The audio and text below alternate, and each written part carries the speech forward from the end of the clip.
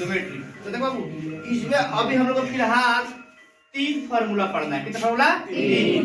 एक फार्मूला पढ़ना है दूरी सूत्र जो 7.1 है। उसके बाद दूसरा पढ़ना है विभाजन सूत्र, वो 7.2 है। और तीसरा जो पढ़ना हम लोग को त्रिभुज का क्षेत्रफल जो 7.3 है। अभी हम एक एक स्टेप आराम से बढ़ेंगे, एक एक फार्मूला आराम से पढ़ेंगे। और ये दूरी सूत्र होता क्या है? जैसे मान लो ये हमारा रक्सौल है, क्या है? रक्सौल। ये मेरा क्या है? पटना है, क्या है? पटना।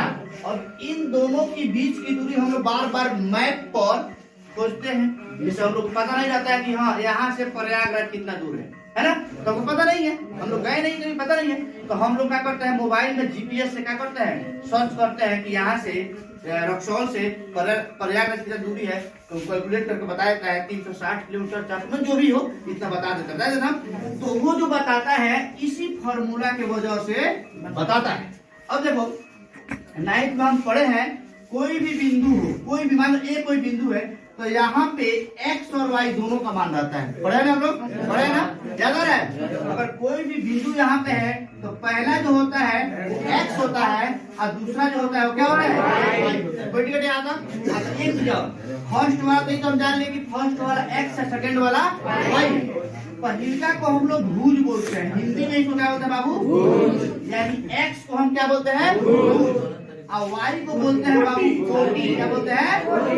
ये बिल्कुल कन्फर्म चल जाते कि 10th का ऑब्जेक्टिव जब आता है ना, बनाते हैं तो उसे पूछता है कि पूछ देगा कि 4 और 6 में बताइए कि भुज का मान कितना है? भुज कितना है? कोटि कितना है? क्लियर है सबको?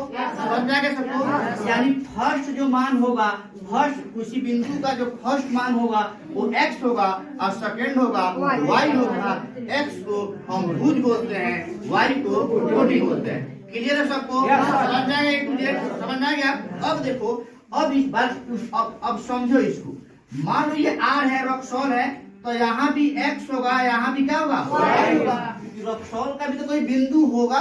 इसी तरह का पटना है तो इसका भी क्या होगा? अपना बिंदु होगा, ये भी x होगा, क्या होगा? y होगा। और बच्चा हमको समझने में परेशानी होगी कि अगर कोई टीचर या कोई भी आदमी पूछ रहा है कि बताओ x का मान कितना है, कितना है, तो हमको ही परेशानी होगी समझने में कि हम इसका मान बताए कि इसका मान बताए। इस कंफ्यूजन को दूर करने के लिए इसको हम बोल दिए 1 यानी इसका नाम क्या हो गया? x1। कितना? इसका y1। तो उसी तरह इसको हम क्या बोलेंगे? x2। इसको y2। अब बताओ, अगर मान लो यहाँ पर लिख दिया 3 और 4, यहाँ पर लिख दिया 6 और 8, अगर कोई पूछेगा कि बताओ x1 का मान कितना है? कितना है बाबू? 3। उसी तरह अगर कोई पूछेगा x2 का मान कितना है तो कोई दिक्कत नहीं आता। अब हमको समझने में परेशानी नहीं होगी क्योंकि हमको नाम हम अलग अलग इसको चेंज कर दिए हैं। ये x1 है, ये x2 है, उसी तरह ये y1 है, ये y2 है। अगर आपसे पूछा जाए कि y1 का मान कितना होगा, क्या बताओगे? 4। और y2 का मान कितना होगा? कितना? 8। इसमें किसी को कंफ्यूजन है नहीं? तो x2 y2 कोई दिक्कत यहाँ तक किसी को कोई परेशानी नहीं ना है? समझ में आ रहा है सबको? कोई दिक्कत?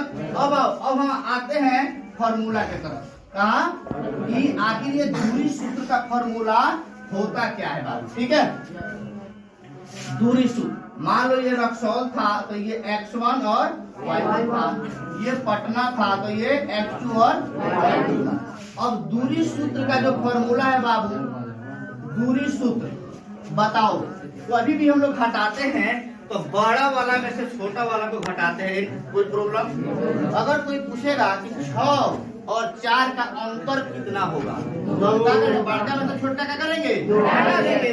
तो बस इसमें कोई नियम लगता है, बस हम आप लोगों को समझाने के लिए बता रहे हैं कि बड़ा में तो छोटा का करेंगे, घटा देंगे। इसका कोई ऐसा रीजन नहीं है। हो सकता है कि x1 भी बड़ा हो सकता है तो y2 भी बड़ा हो, लेकिन इस चीज को हम समझाने के लिए बता रहे हैं कि ऐसा हम कर रहे हैं तो हमको आसानी से याद हो जाए। अब बताइए x1 बड़ा है कि x2 बड़ा है? x2 बड़ा है, तो x2 में से कौन घटेगा? x1। इसका क्या हो जाएगा? x1। अब यहाँ पर क्या होगा? प्लस। उसी तरह अगर हम y की बात करें तो क्या होगा? y2 में से y1 घटेगा, यानी y2 माइनस y1 का स्क्वायर। बस इतना ही मेरा फॉर्मूला दूरी सूत्र का है। मेरे साथ बोलिए एक बार, x2 माइनस x1 का स्क्वायर y2 माइनस y1 का। कोई दिक्कत समझ में आएगा फॉर्मूला। अब इसको उतार लीजिए और 7 पॉइंट क्या बोलते हैं 7.1 चैप्टर सारे बच्चे निकलिए।